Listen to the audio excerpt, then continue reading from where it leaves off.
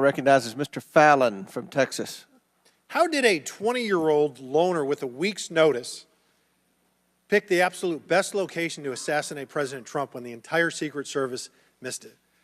Director Cheatle, in your leadership, your agency got outsmarted and outmaneuvered by a 20-year-old. How can we have any confidence that you could stop trained professionals from a nefarious nation state? Those are absolutely questions that we need to have. I know they're answers questions, to. but you know, the fact of the matter is we can't have that confidence. Director, do you have the ability personally, and do you have the authority to beef up security of any of your protectees? Yes, I do. Okay. So were you also aware there was a credible threat President Trump was facing? He was facing a heightened security threat to a foreign adversary? Yes. Okay. So given that there was an increased threat to President Trump's life, was he provided a full security complement akin to what a sitting U.S. president would receive?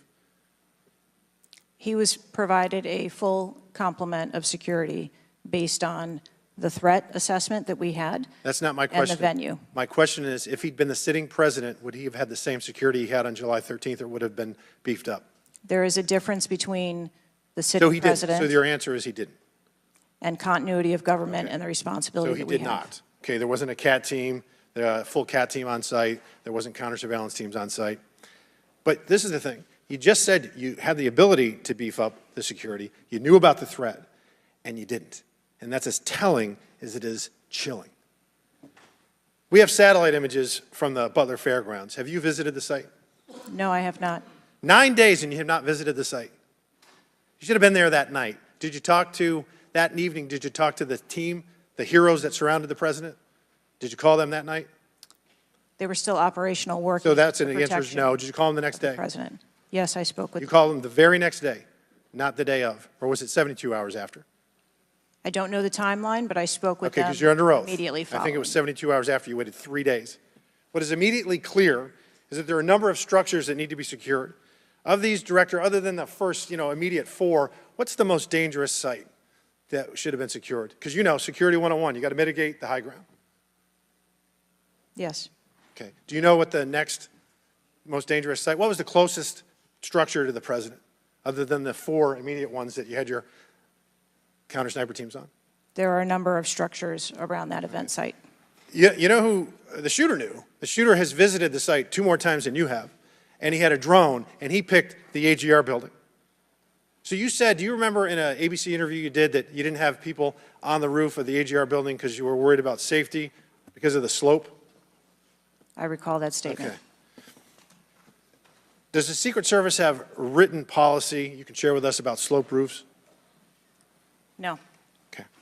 So why'd you act like there was one? Because is it your practice to comment on enormous events of enormous national implications when you're ignorant of the facts? That's rhetorical. So here's this thing with the slopes. You go all up to like 1812, you can go to a 112, which is about as flat as you can get without it being completely flat. And you're saying that there was a danger, safety concern there, but the problem is, Director, you put your counter snipers on a 312 roof, which is steeper than the 112. And by the way, the 112 is ADA compliant. You can build a ramp for a wheelchair on a 112 roof. So these are nothing but pathetic excuses, and they make no sense, and they're a bunch of cow dung. All the law enforcement I've spoken with over the last 9 days are amazed that the AGR rooftop was not secure. And you want to know why? Because it's dangerous.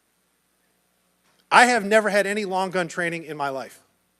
I own an AR-15, and last time I shot it one time my whole life. It was 6 years ago. That is until Saturday, where we recreated the events in Savoy, Texas, where we recreated what happened in Butler. I was lying prone on a sloped roof at 130 yards at 6:30 at night. And I knew that he had a scope. I didn't know what kind, red dot or magnified. So I shot 8 rounds from both. You know what the result was? 15 out of 16 kill shots. And the one I missed would have hit the president's ear. That's a 94% success rate.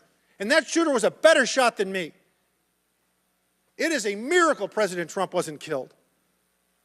Corey Comparatore's life is over because that damn shooter made it on the roof. And it wasn't the roof that was dangerous. It was the nut job on top of the roof.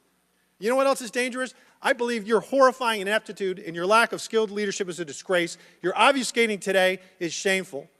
And you should be fired immediately and go back to Garden Doritos. Mr. Chairman, I yield back. Chair